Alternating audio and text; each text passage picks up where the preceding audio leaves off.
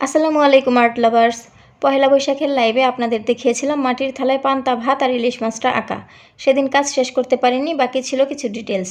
আজ সেই আর্টটাকেই সম্পূর্ণ করেছি কলাপাতার ব্যাকগ্রাউন্ড আর পেঁয়াজ মরিচ যোগ করে।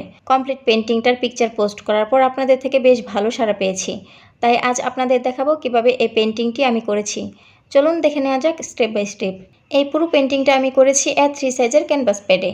রং হিসেবে মন্টমার্টের অ্যাক্রিলিক কালার ইউজ করেছি আর ব্রাশ ছিল কিপ স্মাইলিংয়ের সেট। এই ভিডিওটায় আমি সেই অংশটাই দেখিয়েছি যেটা লাইভে করিনি, মানে কলাপাতা, পেঁয়াজ আর মরিচটা। মাটির থালা আর পান্তা ইলিশ কীভাবে করেছি সেটা দেখতে হলে আগের লাইভটা একবার দেখে নেবেন। পেন্টিংয়ের ব্যাকগ্রাউন্ড হিসেবে প্রথমে কলাপাতাটা করেছিলাম। একটু সময় নিয়ে শেডিং দিয়েছি, কারণ কলাপাতার কাটাকাটি বা রেখাগুলো না দিলে ওটা একেবারে ফ্ল্যাট লাগে। এখানে গাঢ় সবুজের সঙ্গে হালকা সবুজ মিশিয়ে দাগগুলো দিয়েছি, যেন দেখতে হয় একটা রিয়েল কলাপাতা পেতে রাখা হয়েছে মাটির থালার নিচে। এরপর পেঁয়াজটা করেছি।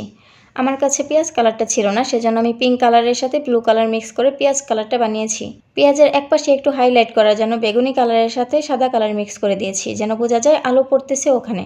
ছোট জায়গা, তাই ছোট ব্রাশ নিয়েছি যাতে ডিটেলস ঠিকঠাক আসে। তারপর করলাম কাঁচামরিচটা। মরিচটা হালকা বাঁকা করে দিয়েছি যেন ন্যাচারাল লাগে। প্রথমে ডার্ক গ্রিন দিয়ে শেপ দিয়েছি, এরপর লাইট গ্রিন দিয়ে একটু ডিটেলস ফুটিয়ে তোলার চেষ্টা করেছি। এই পুরো কাজটা করার সময় আমার মাথায় ছিল পেন্টিংটা যেন দেখতে রিয়েলিস্টিক লাগে।